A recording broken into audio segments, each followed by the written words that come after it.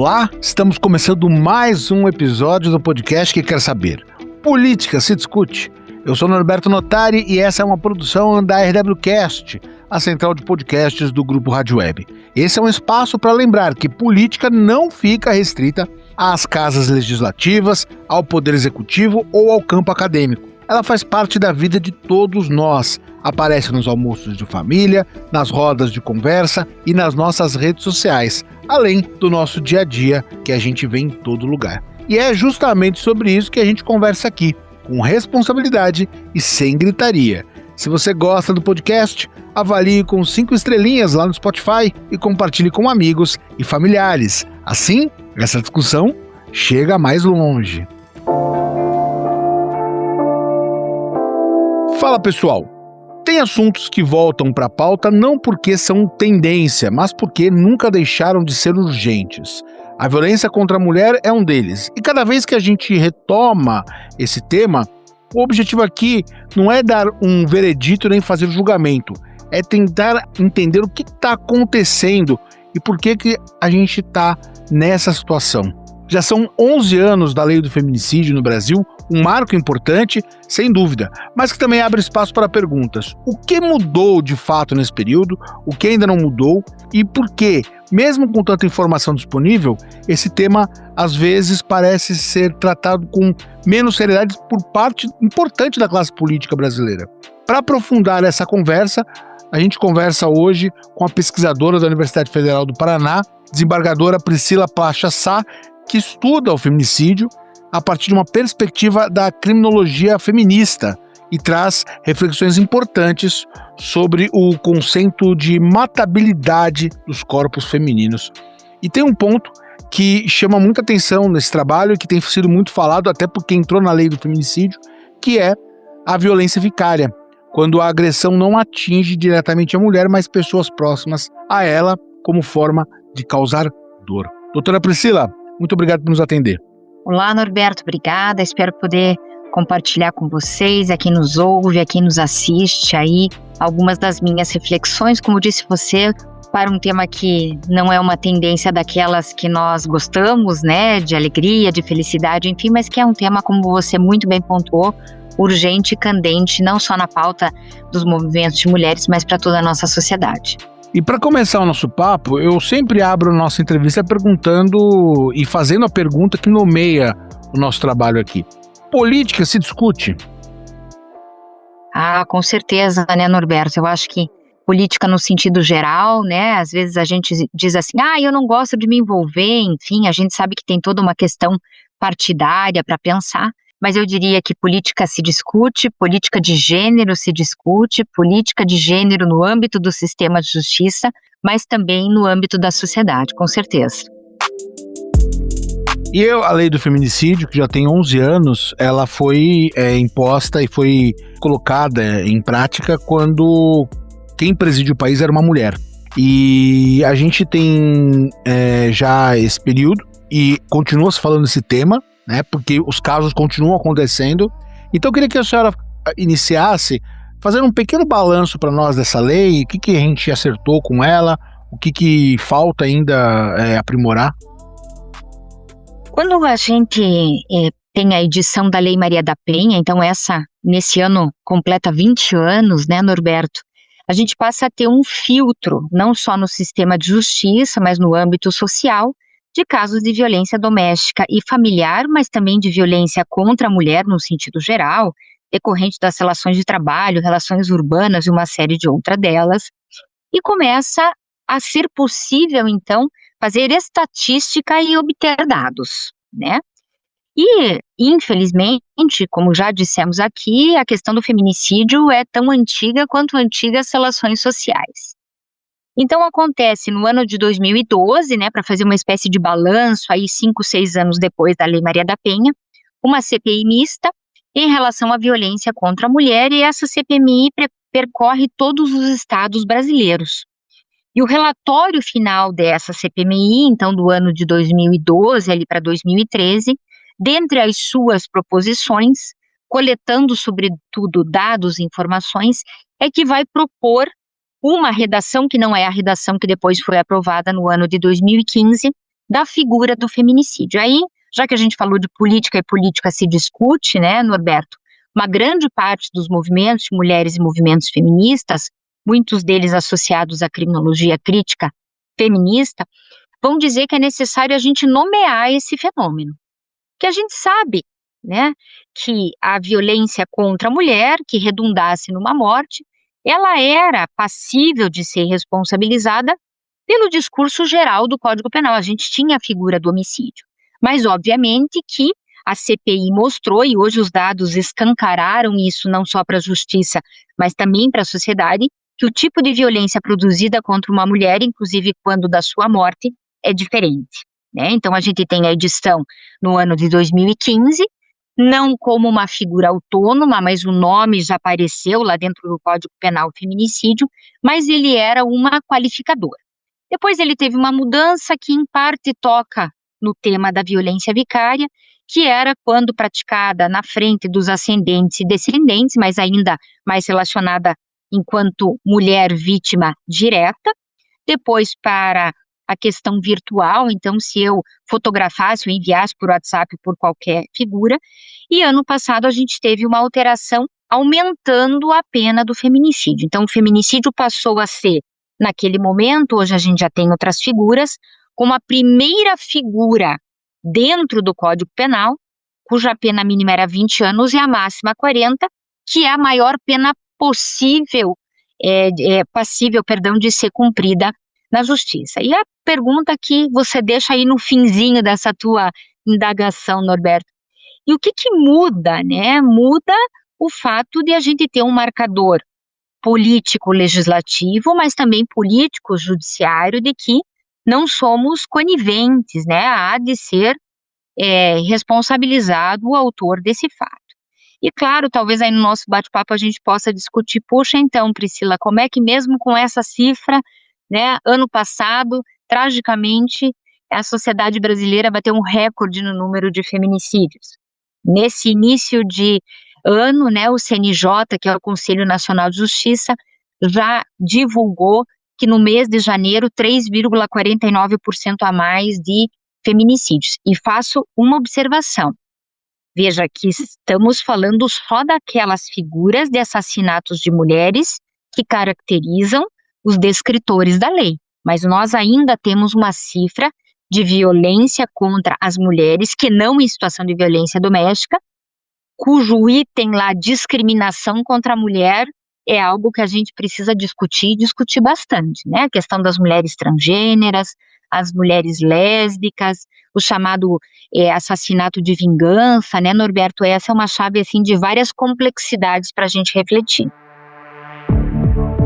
Inclusive a gente teve também recentemente o PL da misoginia, que gerou algumas falas que me assustaram por parte da classe política, né? Por parte da classe política, que chamaram de histeria, aberração. Deputados, homens, claro, algumas mulheres também criticaram, mas que usaram termos pejorativos foram homens, de classe média, a maioria deles, e que trataram dessa forma um tema que tem como objetivo coibir uma violência grave dos nossos tempos, né? Por que a senhora acha que há esse desdém por parte da classe política? A gente costuma dizer, né, Norberto, toda a questão que coloca em evidência macroestruturas de uma sociedade, elas geram, né, essa resistência, ou seja, nós vamos poder, a partir dessa lei, como já tivemos em outras estruturas, depois a gente pode debater um pouquinho aspectos técnicos que são relevantes, mas vamos pensar nos aspectos políticos, né?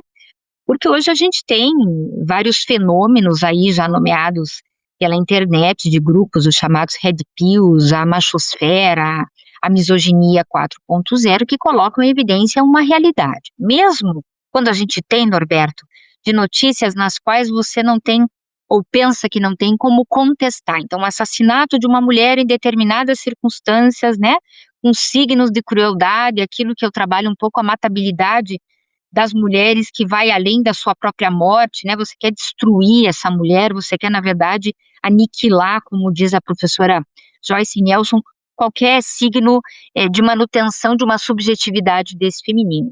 E a misoginia, especialmente a misoginia online, que hoje é uma realidade e uma realidade complexa, porque ela atinge faixas etárias muito jovens, está aí para a gente discutir essa perspectiva da macroestrutura.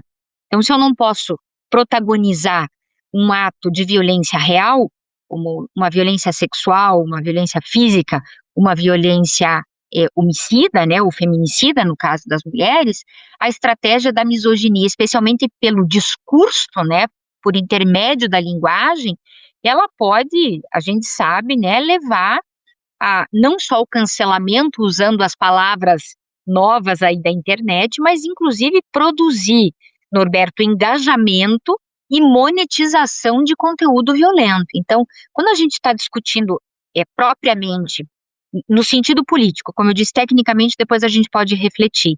A questão da misoginia, é difícil hoje nós desassociarmos da misoginia online, embora ela possa ser realizada de outra maneira também.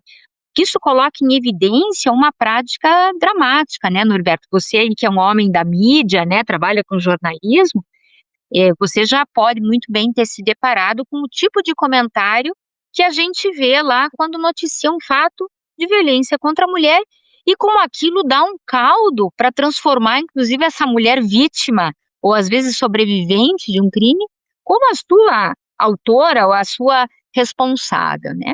Além de a gente derramar o ódio contra as mulheres. Se você me permitir ainda um comentário adicional, já tem muitos trabalhos, inclusive, Norberto, e estatística produzida não só no Brasil, mas também no exterior, de que mulheres que defendem direitos de mulheres, as chamadas defensoras dos direitos humanos de mulheres, são alvos de ataques não só físicos, mas misóginos, né? Inclusive cancelando seus perfis nas redes sociais, elas sendo vítimas de condutas de hackers, né, que colocam, às vezes, essas mulheres, por meio hoje, então, da inteligência artificial, em situações de hipersexualidade, de objetificação, aniquilando, na verdade, também essa figura, não só no seu espectro físico, mas também na sua vida virtual, né. Então, é um tema, talvez, dentre os vários que a gente vai conversar hoje, dos mais atuais, né, a questão da misoginia. Sim, e a senhora, no seu estudo, fala de uma forma, utiliza um termo que gera, um termo forte e que gera um desconforto, né? Que é a ideia de matabilidade, de corpos matáveis, né? Da mulher, né? Como que é esse conceito? Queria que a senhora explicasse de uma forma que o ouvinte possa compreender. O que a senhora traz aí através desse estudo? Na verdade, não é uma ideia minha, né? Essa foi minha pesquisa de pós-doutorado, mas dentre as autoras que eu trabalhei aí para essa referência, a professora Rita Laura Segato, que foi professora de antropologia da UNB, ela é argentina, mas viveu aí por quase 30 anos no Brasil. E ela diz que há determinados corpos que são fragilizados, né? Uma outra professora, Norberto, usa uma expressão, Judith Butler, que corpos que não são passíveis de luto, aqueles nos quais não geram comoção, né? E essa matabilidade dos corpos femininos ou dos corpos fragilizados é um conceito de maior vulneração, não só perante outras pessoas, né, que é o que a professora Rita Segato vai trabalhar na sua ideia de linguagem, né, de produção de uma linguagem que torne esses corpos matáveis, e ela vai dizer que não são só apenas os corpos de mulheres, né, dos idosos, das crianças, a gente pode fazer uma apropriação Brasil, as pessoas negras, né, pessoas portadoras de deficiência, então são aqueles corpos que têm maior vulneração e por isso deveriam gerar uma política de Estado. Então política se discute sim, não só no âmbito legislativo, mas no âmbito do executivo de implementação de políticas públicas e também no âmbito do poder judiciário de responsabilização. Então são corpos mais vulnerados ou mais vulneráveis, né? Eu sou uma mulher branca, cisgênera, classe média.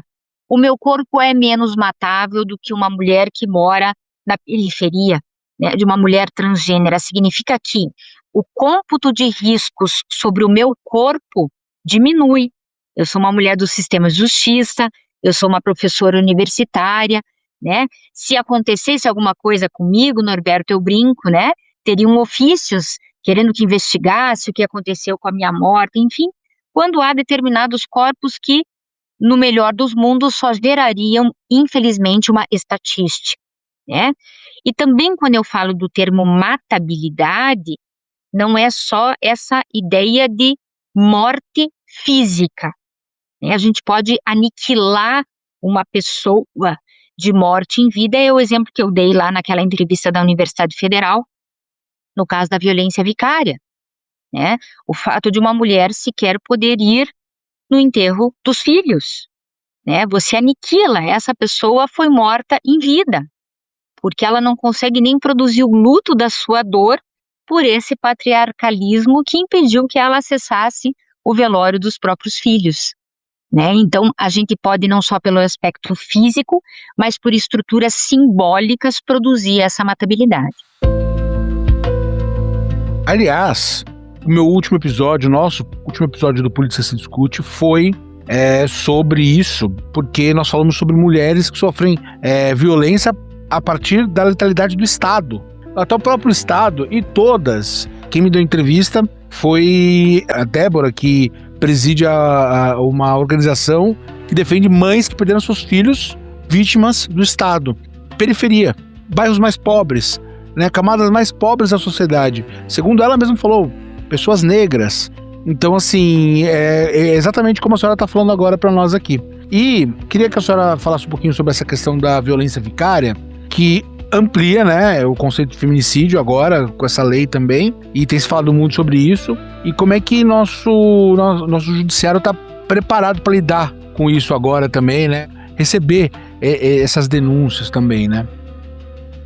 Então, vou voltar mais ou menos àquela observação que tinha feito anteriormente, né, Norberto? Não que aquilo que hoje nós estamos nomeando como violência vicária, agora vai ter, vamos dizer, uma figura específica no Código Penal, com a aprovação da lei, enfim, a gente já não tivesse os chamados tipos subsidiários. Então, este fato, ele já deveria levar a uma responsabilização, né?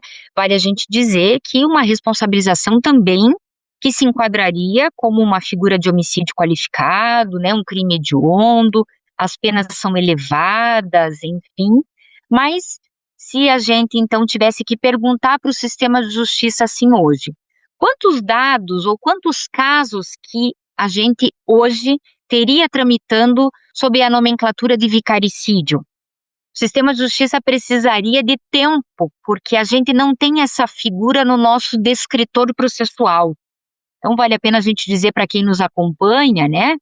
O CNJ, que é o Conselho Nacional de Justiça, ele tem um glossário de termos para várias coisas que tramitam na justiça. E ele tem sobre feminicídio, violência doméstica e familiar, enfim. Então, eu conseguiria analisar esses casos, mas eu teria que fazer um filtro do que a gente chamaria na universidade de uma pesquisa qualitativa, Norberto. Eu teria que olhar cada um dos casos, né? A CEVID, eu fui coordenadora aqui da Coordenadoria da Mulher em Situação de Violência Doméstica, uni um pouco essa minha verve da pesquisa com a atividade da política judiciária. Nós fizemos uma pesquisa sobre feminicídio, eu depois publiquei um trabalho sobre isso, analisando as chamadas vítimas indiretas do feminicídio. Então, mapeei quantas crianças e adolescentes viram os seus pais ou os companheiros de suas mães, namorados, enfim, cometerem o fato. A gente poderia, a partir daquilo que foi gerado enquanto pesquisa, levantar os dados do vicaricídio. Mas, da mesma maneira que a tua chave de abertura, né, um assunto tão urgente quanto antigo, é a questão do vicaricídio. O fato de que não são incomuns os casos nos quais o autor do fato, como forma de imposição de dor, né, de matar essa mulher em vida, acaba por atingir seus filhos, os pais, os atuais companheiros, enfim. E não raro, né, eu não posso comentar casos concretos, mas hipoteticamente dizer que também não é incomum o suicídio do autor pós-prática, tanto do feminicídio quanto do vicaricídio. Aí a gente pode discutir um pouquinho a estrutura simbólica do que esse ato representa. Então, eu acredito, né, não tenho dúvida de que o sistema de justiça está atento e já está atento antes de essa questão se tornar, né, um novo tipo penal descrito no Código Penal. Doutora, como é que os outros países estão lidando com esse tema? Há um avanço também já por parte de outros países? Porque a violência contra a mulher ela é uma situação que acontece no mundo todo, né? A gente vê muito violência doméstica em Portugal. Eu tô aqui a partir de Lisboa e a gente vê muitos casos. Como é que a senhora vê os outros países, né, atuando no judiciário desses países atuando nesses temas? Na verdade, a gente costumou dizer na pandemia da Covid-19, né, que duas pandemias foram caracterizadas como aspas democráticas, ou seja, independentemente da sociedade, né, todos nós aí podemos ser atingidos por ela, mas claro que a gente tem alguns diferenciais, né, a gente costuma dizer, tal país é muito mais seguro para mulheres que outros, e aí eu acho que a gente tem dados relevantes, desde a sua percepção de estrutura social, a forma de educar meninos e meninas, né? Os países nos quais eu tenho mais proximidade, na perspectiva de comparação, Norberto, são aqueles nos quais a gente tem uma legislação parecida com a nossa, né? México, Espanha, Itália recentemente criminalizou o feminicídio, inclusive impondo prisão perpétua. Eu participei num seminário na Universidade de Palermo, no final do mês de fevereiro, sobre esse tema. Né, Portugal tem índices importantes de violência doméstica e familiar, mas o trágico é que o Brasil ocupa um dos 5 primeiros lugares em termos de feminicídio. Então, me parece que se a gente volta na nossa história recente, Norberto, talvez o marcador mundial foi o discurso produzido por uma pesquisadora norte-americana e uma pesquisadora inglesa, chamadas Jill Radford e Diana Russell, dizendo o feminicídio é sim um ato de terror contra as mulheres. Né? Então, isso na década de 70. E a partir disso, essas pesquisadoras e também ativistas colocaram em evidência que há marcadores de distinção entre os países. E aí, talvez um dos trabalhos mais famosos a respeito desse tema é da professora Rita Laura Segato, que eu comentei, em relação ao México, mas fazendo um comparativo com o cenário brasileiro, e da Marcela Lagarde, que era uma ativista e depois se tornou deputada federal no México. Eu digo isso que você tocou num ponto muito relevante, Norberto, e ele é muito relevante para nós, Brasil. O Estado é conivente ou não com isso? E essa conivência pode ser desde a inexistência de políticas de prevenção, passando pela questão legislativa, como também pela perspectiva judiciária, né? Então, um dos casos mais famosos que levou o país à Corte Interamericana de Direitos Humanos, que foi o México, é o caso do campo algodoneiro. Mas nós temos a nossa mácula nacional, com o próprio caso da Lei Maria da Penha, né, que foi à Corte e que gerou, né, como recomendação a feitura de uma legislação específica por um duplo feminicídio, né? A Maria da Penha sofreu por 2 vezes uma tentativa de feminicídio, mas nós tivemos recentemente a condenação do chamado caso Márcia Barbosa. E aí vale a gente refletir o seguinte, Norberto, o feminicídio, pelo menos aquele mais comum, o decorrente de violência doméstica e familiar contra a mulher, ele é um crime de autoria certa, o sujeito responde ao processo normalmente preso, e o júri tem feito um marcador de dar o veredito de culpado. Mas esses casos da Maria da Penha e da Márcia Barbosa mostram o arrasto da investigação, uma certa leniência estatal. Então, por isso a gente tem hoje Protocolo Nacional de Investigação e Julgamento de Feminicídio. O Estado do Paraná tem o protocolo estadual. Então, por exemplo, ao fazer uma perícia, tanto no local de crime quanto de feminicídio, de morte de mulher, Norberto, a recomendação hoje é que se comece supondo que é um feminicídio, porque aí vamos falar um pouquinho de ecologia do crime, Norberto. Esse feminicídio, ele tem pistas laterais, porta do banheiro sem trinco, secador sem a tomada, né? Então os casos de eletrocutar, pé na porta, esses marcadores, o que a gente chama de provas quentes, que se você não se atenta naquele começo, elas vão se desfazendo, né? A quantidade de golpes, a gente já tem vários trabalhos, inclusive produzidos por peritas médico-legais e odontólogas médico-legais, sobre o fato de que nessa faixa aqui se concentram os chamados golpes de misericórdia, ou seja, a mulher já está praticamente morta, né? E tem uma destruição de face, mutilação de seios e partes íntimas. Então, esses são descritores muito relevantes para a gente ir além daquele feminicídio que decorre de uma violência doméstica e familiar. Então, o cenário de assassinato de uma mulher na urbe, na rua, ele também deve nos levar a que nós comecemos supondo que é um feminicídio e depois eu posso chegar a uma outra conclusão. Então, vale a gente treinar o olhar não só do legislador, não só do administrador, mas também do sistema de justiça como um todo. Desde a polícia militar que atende lá aquela ocorrência, nós temos descritores importantes para a mostra desse cenário, né, que é o que a gente chama de ecologia do crime, que vão fazer com que o Ministério Público possa ter essa densidade, né, oferecer uma denúncia. Doutora Priscila, a gente sempre encerra a nossa conversa pedindo uma dica de leitura para o nosso convidado. Então, queria que a senhora trouxesse para nós um que gostaria de compartilhar com o nosso ouvinte. Só uma? Pode ser mais de uma, se quiser.